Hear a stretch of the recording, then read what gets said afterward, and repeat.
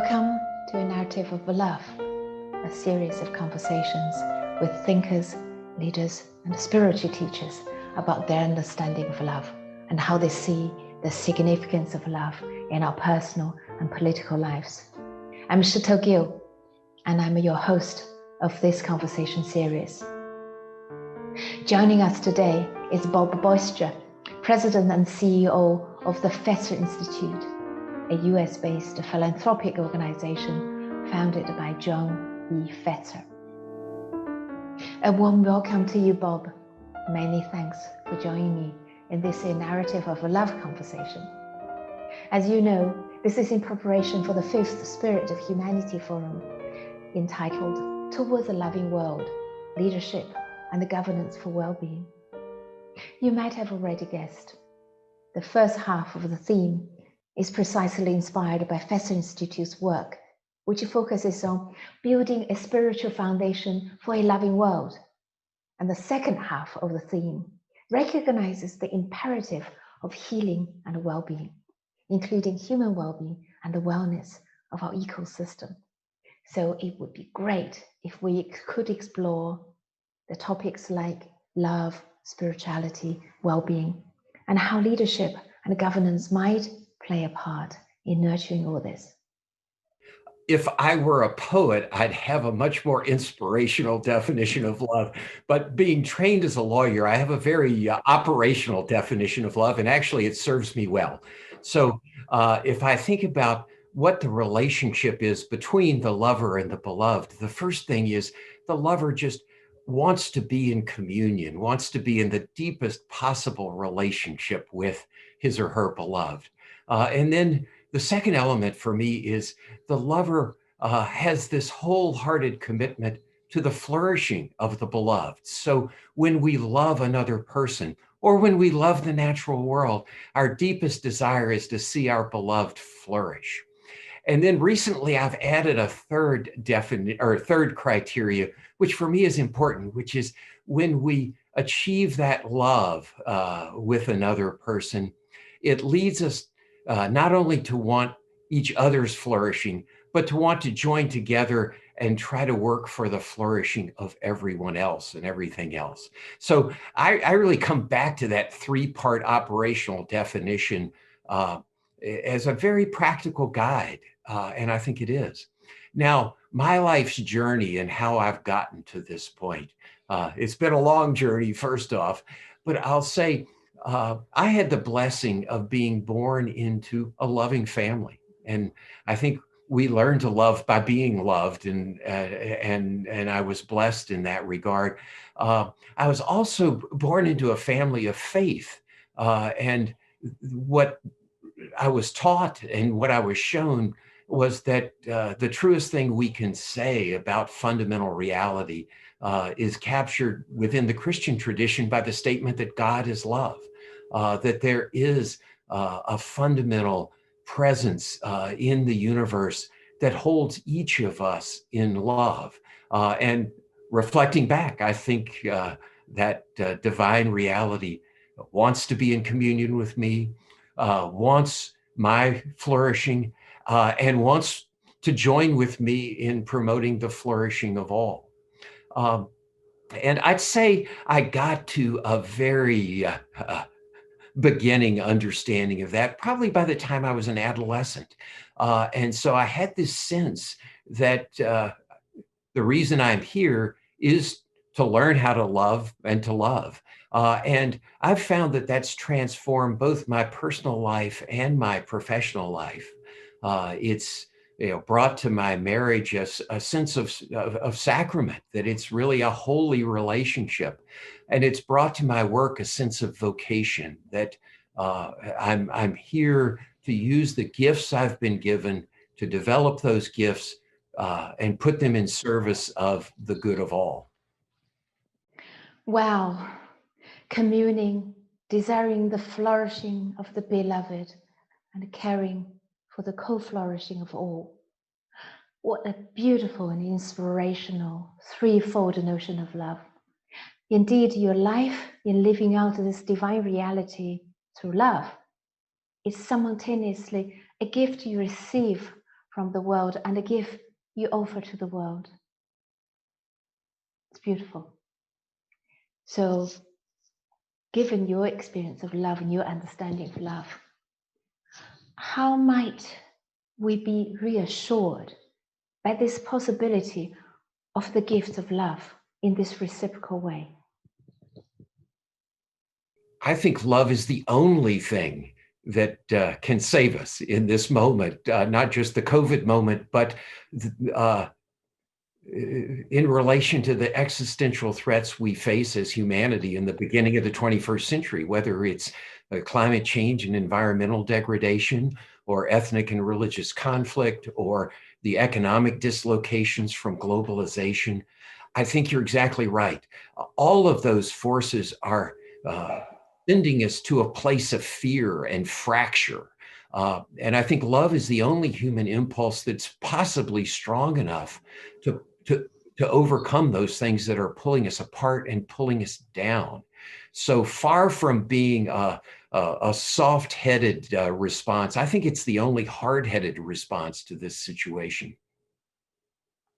Now, let's put Fetzer in the picture. For me, it is always refreshing to hear that an organization has decided to put love at the core of its mission. And to a certain extent, you have a huge part to play. And since you came to be the leader of Fetzer, and you have really encouraged the development of this vision of love as the foundation to Fetzer's work, and hence, and building a spiritual foundation for a loving world. And so could you just say more about why Fetzer wants to connect these two things, spirituality and the loving world? Yes. Well, I just addressed love. We believe, as I just said, that love is the only force powerful enough to give us a common place to stand. But why do we link it to a spiritual foundation? I guess I have to start by saying, what do we mean by spiritual? And very briefly, I would say that we think about the spiritual dimension of life as that part of our life where we grapple with the deepest questions of existence. Is there any meaning to this? Are there any objective values that are woven into fundamental reality that can guide us? And I think we face a fork in the road. A lot of people in our culture are saying it's fundamentally meaningless. We have to do our best to project some meaning and hope onto a reality that could care less about us. But then the other fork in the road says, no, it's very meaningful. It's sacred. And we go down that fork. And I think we go down that fork along with all of the great spiritual traditions of humanity, the human family. And so we feel like linking spirituality and love is tremendously important, because we think the challenge of opening our hearts in love to each other is fundamentally a spiritual challenge. It's a challenge of going deep and finding that love is at the heart of reality. Oh, thank you so much for making this important connection between spirituality and love, and for highlighting the fact that the pursuit of meaning and the good life is effectively a spiritual quest. Now, could I just link this back to what you mentioned early about how love has led you to find your own true vocation? Once again, I want to bring the counter narrative. However, a lot of people, especially the youth today, would say that it is almost impossible for them to be on the same spiritual quest and to seek their vocation. Time's different. Time has changed. So where might this starting point be to embark on this sacred pathway? I think in every human encounter, whether it's in our working world or in our personal life, we have this choice. we can engage the other person. We can engage the situation from the perspective of a commitment to work for their good, or we can engage it from the perspective of what's in it for me. And I think if we can just develop the habit of heart and mind to say that my default, wherever I am, is to engage for the greater good, not for my own good, that turns every moment into an opportunity for love. Now, the personal response, I mentioned that I'm a lawyer, and I went into law with a general sense that I could find a place to be in service, but it's also a profession that has the potential to be very dehumanizing. Over the course of my career, law really transformed from being a profession to being a job. Law firms got bigger. They developed the same kind of bottom line imperative that we think of for any business corporation. So there was a lot in the culture of the law and the places I worked that pulled me away from this love ethic. But nonetheless, I felt like I could always engage from that perspective. And part of that was the choice I made about the type of law I wanted to do. I decided that I wanted to specialize in working with nonprofit organizations because I felt like those were the organizations where private individuals come together to work for the greater good. So I felt like, well, if I can just get close to those organizations and help them do what they're doing, I'll be making a contribution.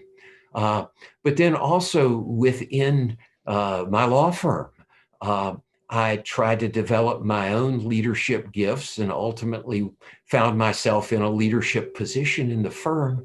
And that was an opportunity to try to bring these values in. And I won't say I succeeded completely, but at least I felt like what I was trying to do had a purpose of advancing the greater good. So I'd say if you can do it in law, you can do it anywhere. So yeah, on that, it was really interesting. Now you bring in law. Now, so what is, let's put these three things together: spirituality, love, and justice. So all the kind of the counter narrative I presented to you early, of the fact that human beings experience disorientation and perplexity, and today young people don't only see a bleak future for them. This counter narrative is to a certain extent owing to the fact that our global societies have been characterized by structural injustice in so many ways. So how do we actually take love as the real inspiration, and in especially in the kind of the way that you define love, that is the habit of a heart. When we have everybody cultivate that habit of heart, then other people's well-being will become ours. Is that the beginning for building a just world? Well, I'm so glad you're bringing justice into the conversation and inviting me to reflect on the connection between justice and love. I love the observation, and I'm not sure who to attribute to, that justice is love in action. I don't think that quite captures the fullness of love, but it certainly captures a baseline idea that if we engage the world from a place of love with a commitment to the flourishing of all, and we see institutions that are systematically obstructing the flourishing of individuals and groups, we have a moral imperative to try to transform those institutions. And I think that brings the concept of power into this conversation as well. We have to recognize that, as Martin Luther King said, love without power is anemic. So I think those of us who share this love ethic have a responsibility to develop our leadership gifts and try to get in places where we have influence and even power to transform social institutions. I think when you look out at our social institutions through the lens of love, you have to conclude that pretty much every social system we have needs transformation. That's a long conversation, but it really does relate to this theme of leadership and governance in a powerful way. Okay, let's now focus on Fetzer. Fetzer has embarked on a journey of promulgating the seeds of love in the world. Would you just outline briefly how Fetzer is doing this? And how does Fetzer instill love in action through its programs and activities? And let me take the question of the racial reckoning that we're going through in the United States as a very concrete example to talk about that. The first thing I'll say is that we have this strong conviction that we, Fetzer, can't go out in the world and do anything constructive unless we're working the challenge ourselves individually and as a community. We're a community of about 60 people, highly diverse on pretty much every dimension you take, including race, faith, ethnicity, and may I just interrupt there? Is that diversity intentional? Good question. And the answer is that historically it was happenstance, but more recently it is highly intentional. And so let me just give a sense of where we are on that. As I think of our program team, first off, we have a lot of international diversity. So we have team members from China and Afghanistan and India and Ethiopia, but also in terms of our just US community members, we've become much more intentional in recent years about trying not just to increase our diversity, but to make sure that we have diverse people in leadership positions. So we have a wonderful African-American woman, Shaquila Smith, who leads our culture development internally as an organization. So you could argue the most important job we have. But we've just brought in a new vice president of Ally Development, Rodney McKenzie, another African-American who brings a rich history of community organizing, faith-based community organizing. The other place we're trying to be very intentional is saying, who's in our network, our external network? Who do we reach out to for wisdom, and who do we partner with? And there we've realized over the last couple of years, if we don't think about it, we tend to talk to people like ourselves.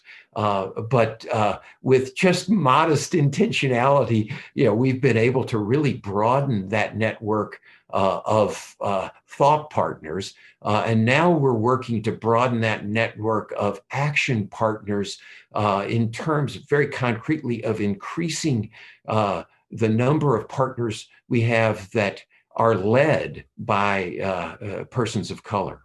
And so, again, I'll go back to until we do our own work, we can't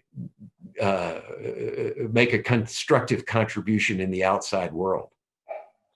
Now, could you just say a bit more? I'm really sorry and interrupted you. You have the community of 60, just roughly 60 member of staff. And what is your internal process in terms of cultivating this sense of a community? Well, we have a really exciting process. We committed, I think going back 7 years now, to taking one morning a week, 3 hours a week, and bringing our whole community of 60 together to deepen into our spiritual life together. we have a wonderful guiding purpose statement at Fetzer that starts off, awakening into and serving spirit for the transformation of self and society. And when we began this community building, community deepening effort, we said, let's just take that beautiful guiding purpose and ask ourselves, what would we be as a community if that really was the animating vision? And what we found is really focusing on the spiritual dimension of that, is that we did have a spiritual common ground as a community. It took us a little while to figure out how to articulate that. But then the second thing was we realized that we all got to that common ground on very different spiritual paths, both within a number of the great traditions and paths outside of the great traditions. So when we put those two ideas together, we realized that we had twin challenges. One was to find and deepen that common ground, and the other was to celebrate and support each other in going deeper on each of our individual paths. So that's been the big theme of this weekly commitment. And then I'll say one other thing. We realized that it's one thing to come together for 3 hours a week and work on that. It's quite another and more difficult thing to then take that commitment back into the workaday life of our organization and make it real. And so we've worked a lot on that too.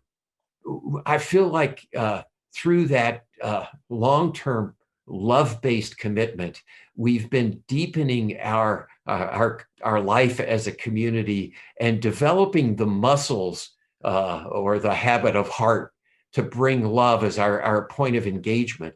And now over the last year, we've been using those habits of heart to very explicitly say, how does race live within our organization for better and for worse?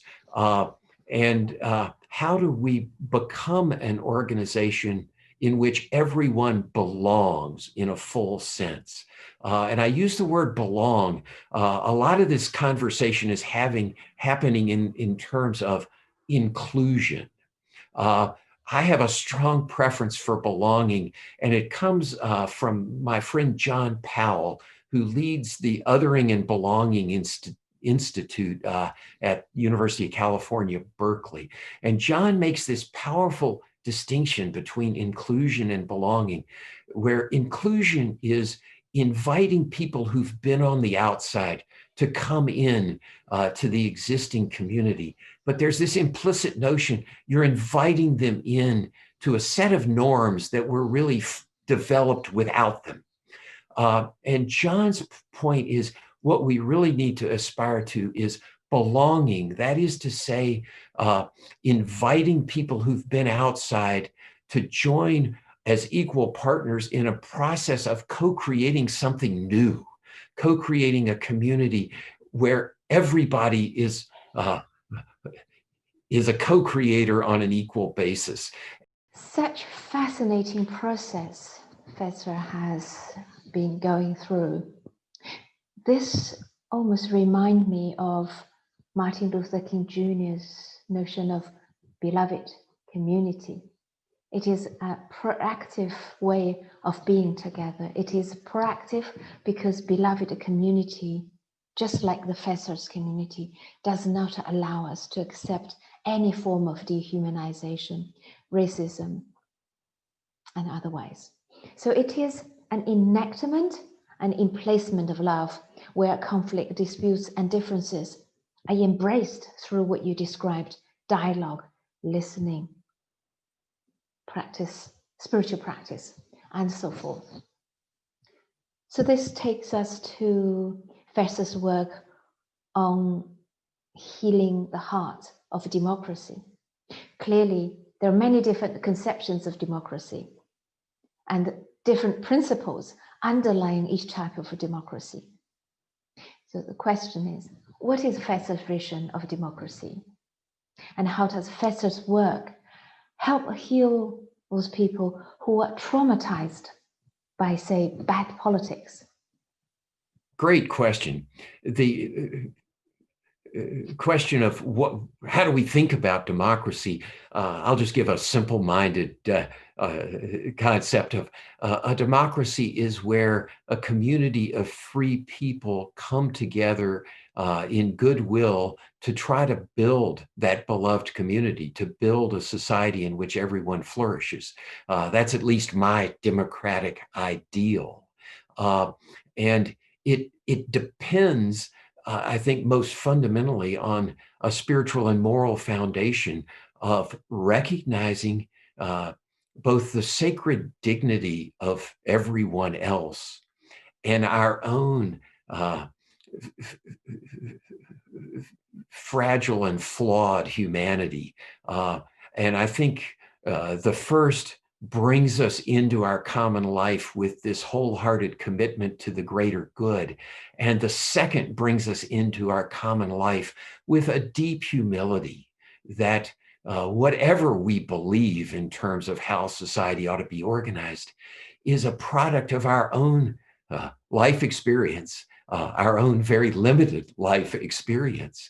And we need to understand why our fellow citizens with whom we disagree have been led by their very different life experiences to whatever they believe about how society should be organized.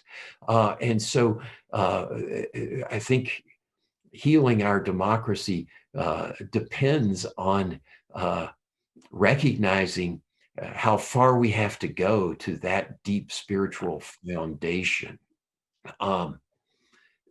We could talk more about the process that has pulled American democracy further away from that vision, and how I think Fetzer's ethic of love is the only thing strong enough to pull us back.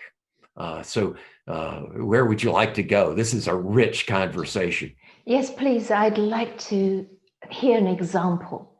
You already given some example. Just see, and in this, under this heading of healing the heart of American democracy, could you give an example in terms of how Fetzer's going about it, and more importantly, what difference has it made? Yeah. Yes, and I'll go back to talk about my work as a Washington lawyer. It was largely public policy work involving mobilizing constituencies in support of various legislative initiatives. So I was right in the middle of our national democratic process really for 35 years. And sadly, what I experienced was a tendency on both sides increasingly to mobilize their constituency by dehumanizing the people on the other side.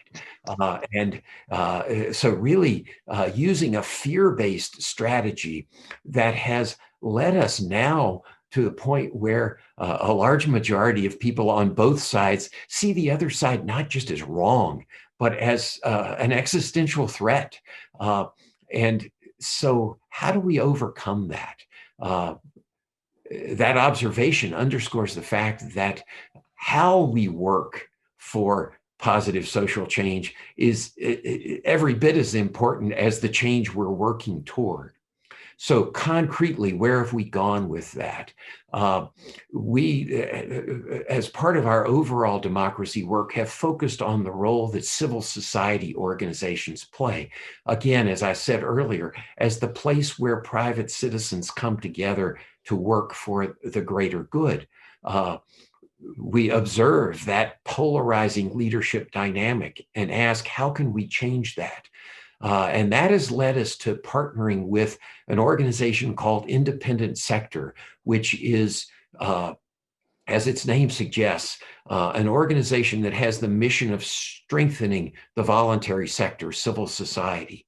And because their leadership shares our vision for spiritually, morally grounded renewal, we have joined in an effort that we describe as mainstreaming inner work within civil society. One way we talk about it is to say there are lots of leadership development programs for civil society leaders. They need to be incorporating a new dimension in that, and that is doing the inner work of democracy, of recognizing the sacred dignity of the other, recognizing our own limitations. And so bringing, instead of that fear-based polarizing leadership, a love-based leadership of belonging. And we've been at that for about 5 years. That spiritual work is now integrated in pretty much everything this partner organization does. When they have a convening, it always has this inner work dimension. And the truly encouraging thing is their constituency is responding and saying, we want more of this. And I think that reflects the fact that in this incredibly disorienting COVID situation, but it's bigger than COVID, people really need a place to stand that keeps them personally grounded, personally balanced. And people are realizing that this inner work has the potential to do that. So that's a good concrete example. Well, let's just follow up on this example.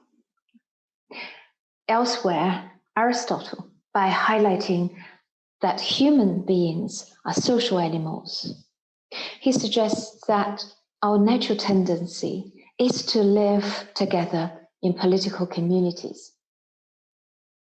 Political or beloved community is therefore prior to the individual and is always organized in pursuit of the common good throughout our active life together.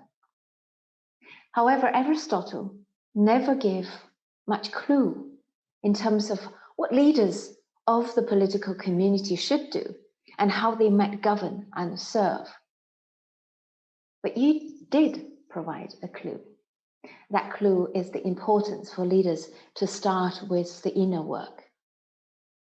The question is, how else might leadership and governance be transformed so that we can all live out this ethics of love? Great question. And I'm glad you brought Aristotle into this. I'll say two things about Aristotle. The first goes back to your comment about we're social beings. We always form groups, but we also form in-groups and out-groups. And I think one of Aristotle's blind spots was his concept of democracy had a limited in-group and lots of out-groups.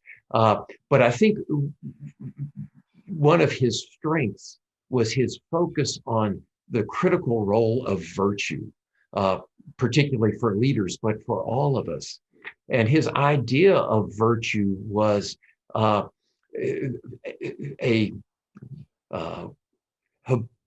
developing a habitual orientation to certain positive values. So courage was big for him, wisdom, temperance, prudence. But the idea he was really talking about was spiritual and moral formation.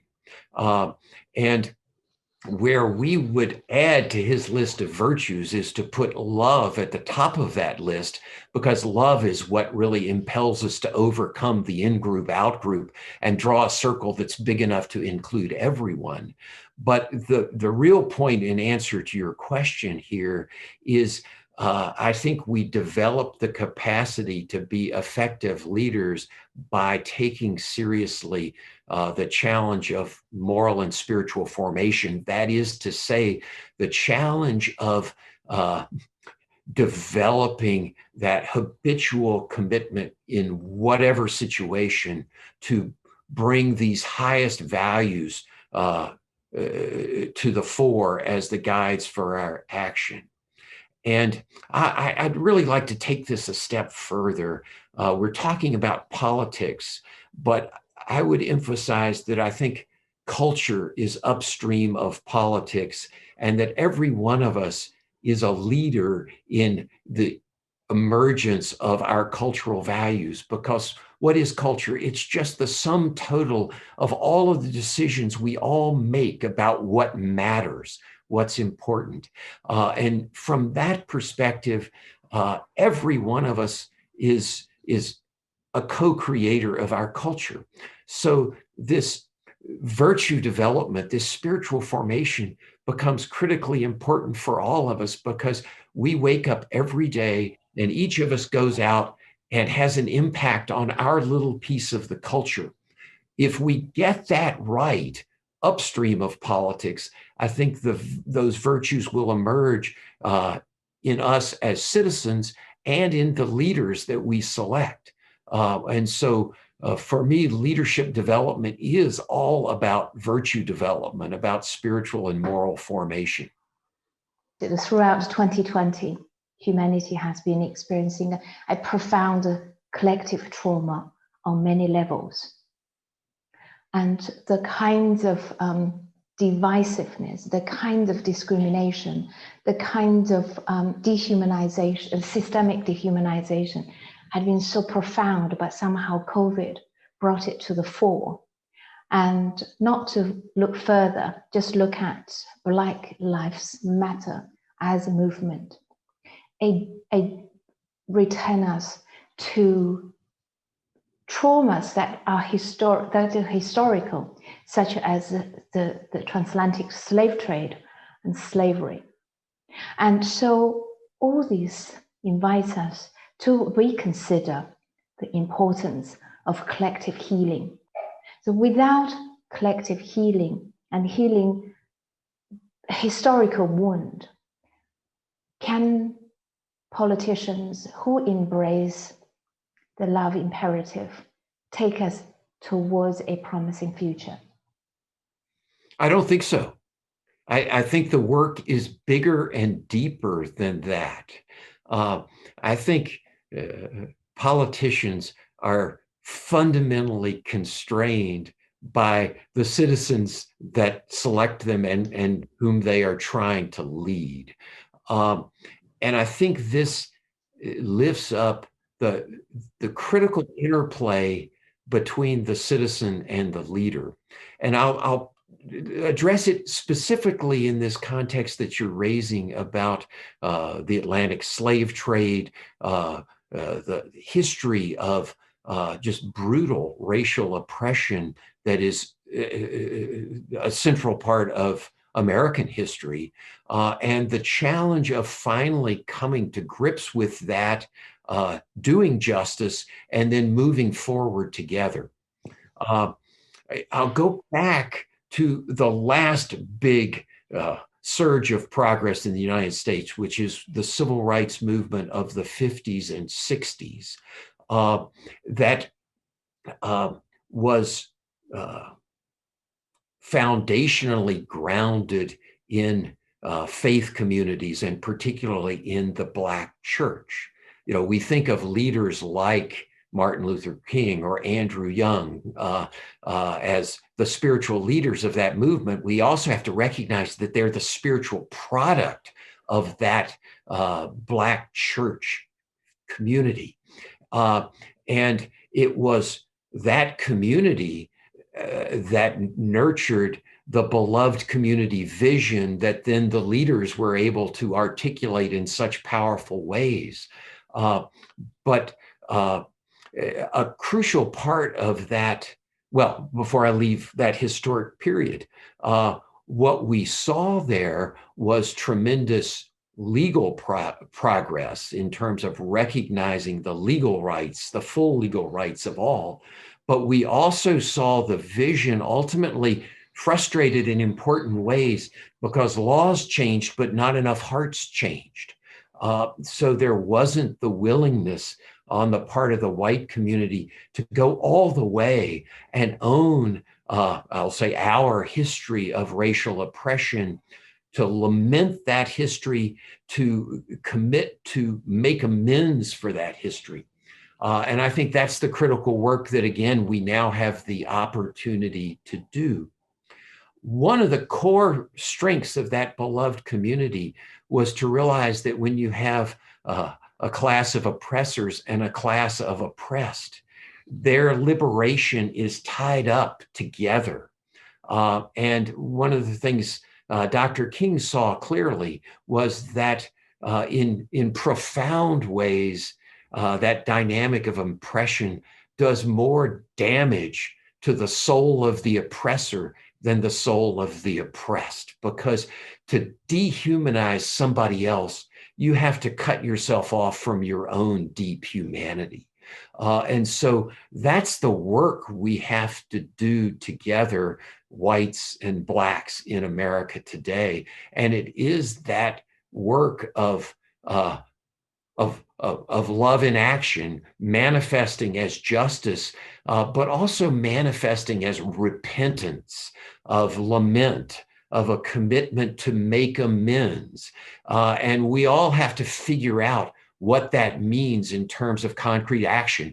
I don't know, but I know we can only figure it out walking together down that ultimate spiritual journey. Thank you so much. I'm very moved by your recognition that when humans are treated inhumanely, and when humans treat other human beings inhumanely, we are equally traumatized and dehumanized. Therefore, it requires a collective spiritual journey to move forward as a part of our collective healing. Thank you very much. As we know, throughout 2020, humanity has been experiencing a profound collective trauma on many levels, which equally requires collective healing. Most government and global institutions have already highlighted the importance of the 3P bottom lines: people, planet, and prosperity. In some ways, all point to the need of nurturing global well-being. And as we said at the beginning, this is precisely what the Spirit of Humanity Forum would like to explore in our gathering 2021. So from your perspective, what kind of culture, what kind of action might philanthropic organizations such as the Fetzer Institute want to encourage in pursuing this co-flourishing agenda? The thing I would focus on is language, and particularly the third P of prosperity. When we think of prosperity, we think first of economic prosperity. It's a word we use primarily related to economic well-being. And I think what I would want to say there is that if we're really serious about human flourishing, we need to recognize that it's a much broader concept. There's a very interesting project at Harvard at their Center on Human Flourishing that is suggesting, I think, a 5-dimensional understanding that includes economic prosperity, physical health, but it also goes on to say social connection, meaning and purpose, and character and virtue.